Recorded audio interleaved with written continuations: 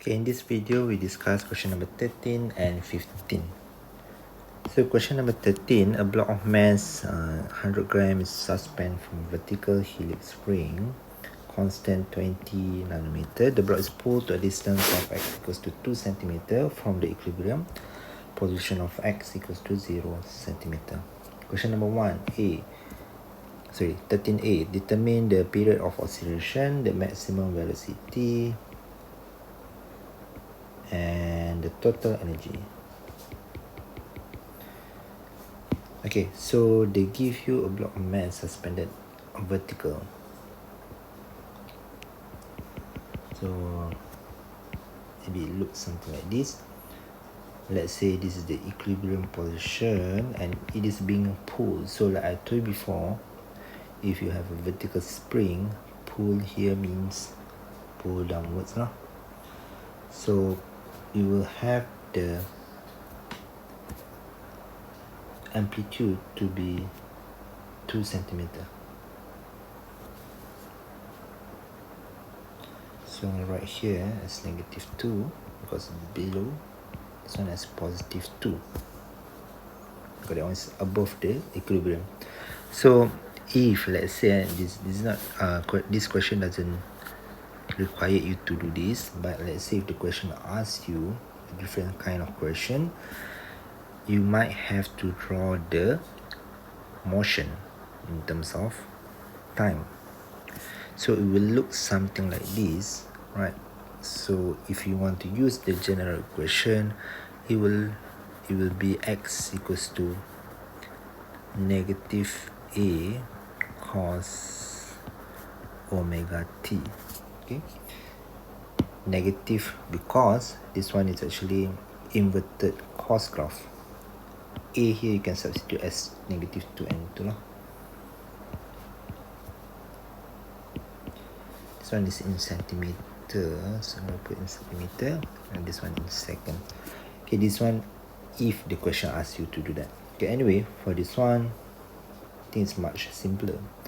They give you the mass 100 gram, I change to 0.1 kilogram SI unit, and then they give you 20 Newton per meter. That one's a spring constant, so you use a symbol K, and then you have a distance of x equals to negative 2, just put 2 times 10 negative 2 meter. Okay, the first question I want to find the period of oscillation. Since they did give you the K, the M, you can use equation for period for spring, where T is equals to 2 pi square root of M over K. So you can substitute the mass with 0.1 and the K will be 20, and this one will be 0.44. So remember that this is the period, so the unit will be second. Okay, that one is for question A. For question B, they want you to find the maximum velocity of the block. Okay, you can use the equation for velocity where V is equals to, okay, this one you can refer to your formula sheet. V equals to plus minus omega square root of a squared minus x squared. So like previous question, if you want to have a V max, then x will be 0. So V max when x is equals to 0. What happened when x is equals to 0? This term becomes 0, so you left with omega a. Okay, here I leave out the plus minus, so I just write down as omega a. And then if you want to find this one, you can substitute the values for period inside the omega, which is 2 pi over t multiplied with a. So it will be 2 pi divided by 0.44, and the amplitude in meter would be 2 times 10 negative 2. Why do you have to use meter? Because that one's the SI unit lah. So here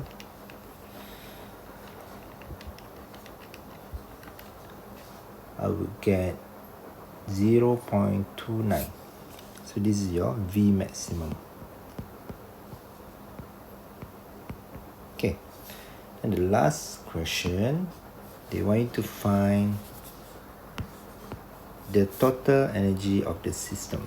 So like I told you before, E total is equals to K plus U, where in this case U is the elastic potential. As long as you can find the maximum K or maximum U, then you will have energy total. When K becomes maximum, I choose K because I already have the values for velocity. When K is at maximum, then U is equals to 0. Okay, so if I can find the K max, that means I calculate the E total. So I'm going to choose E total equals to half mv max square. Okay, so this is basically just a formula of K max, which is equals to half mass is equals to 0.1 and V is 0.29 square. So that would be 4.2 times 10 negative 3. And since everything is in SI unit, so I'm going to write this one as joule. Will be 4.21. So if you get a slightly different answer, like different decimal place, different answer, that means slightly different right over here, it could be due to the decimal place that you choose for 0.29 over there. Okay, so the next question will be question number 15. I'm going to skip question 14 for now. Question number A, determine the length of simple pendulum whose period is 0.5 second. Okay, in this case, they straight away give you the period and they want you to find the length. So the only way you can relate those two is by using the equation of period for the pendulum. So it states that this is a simple pendulum. So T equals to 2 pi square root of L over G. So you want to find the L. So T is 0.5. G is 9.81. So if you want to press your calculator, make sure you put enough brackets if you want to do everything at once, or else you can do one by one. 0.5 divided by 2 divided by pi, take square on both sides, so that one is become square, and multiply with 9.81. Should get the length would be, we should get the length L equals to 0.06. Okay, G is in SI unit, so you expect L to be in SI unit as well. Equation B, determine the frequency of the simple pendulum if it is in the leaf which is accelerating upwards at 3 meters per second. So let's say if you have a leaf like this, so basically the pendulum works inside here lah. So it start moving and on. So if you want to find the period, you can use the same, they want you to find the frequency, which is 1 over period. So you can find the period first. T is equals to 2 pi square root of LG. So now the G is actually changing. So the easiest way to understand if it is going upwards, you can imagine that yourself to be in that position lah, in that lift as well. So you feel that you have become heavier, so the G is actually increasing. So if it moves by 3 meter per second square, you can use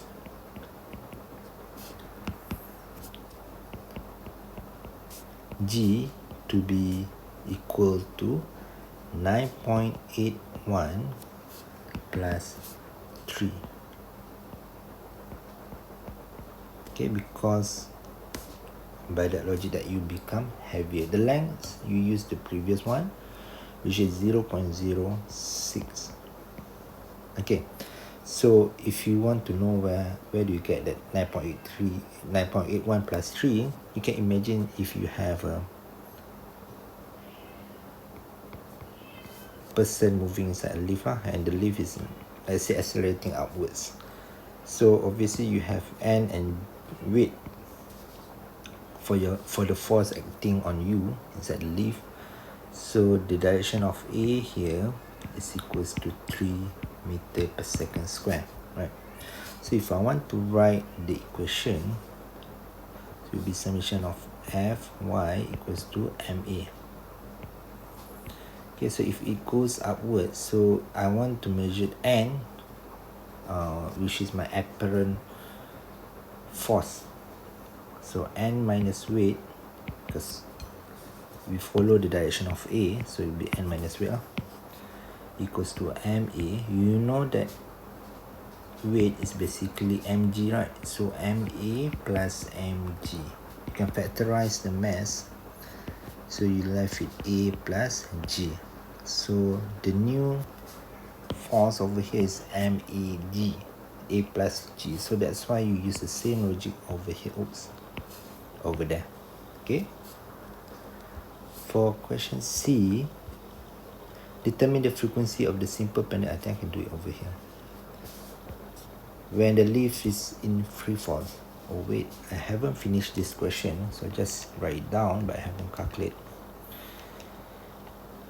So 9.81 plus 3, take square root, multiply by 2, multiply by pi, that would be 0.43 second. But remember, you want to find the frequency, so F is equals to 1 over frequency, so 1 over T, which is 0.43. You make sure if you write it down to decimal place, you have to enter 2 decimal place as well in your calculator, the exact same number. So you will get 2.33 Hertz.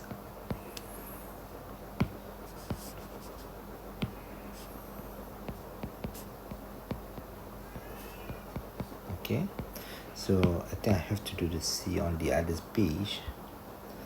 Okay, question C, they want to determine the frequency of the simple pendulum when the leaf is in free fall. Okay, so basically, if you want to imagine yourself in the leaf and you want to state the N in terms of force, in terms of N, right? So it will be N with acceleration now moving downwards, where A is equals to 9.81. Okay, so it will be N minus 3, weight minus N equals to MA. You follow the direction of A minus the opposite one. So I can rearrange this one where N equals to mg minus MA. Okay, but since G minus A, if you factorize here, you will see that since the A is 9.81, G is 9.81, so that one becomes 0. So if I want to apply the equation of T equals to 2 pi square root of L over G, then my G over there will be equals to 0.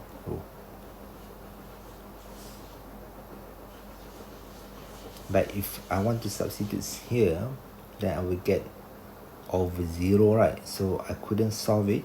So what I did is that I'm going to flip it, where since F is equals to 1 over T, So I'm gonna flip this equation upside down. So I get f, which is equals to 1 over t equals to 1 over 2 pi. If you're not sure about the square root, you can leave it like that. Okay, plus actually you can separate this into, if you're not sure, you can separate into 2, and then you can bring it up and that one bring it down. Okay, now it will be 1 over 2 pi multiply with 0 over L, which is equals to 0 hertz. So in a way, it does not complete any cycle. Okay, so that's it for tutorial. Thank you.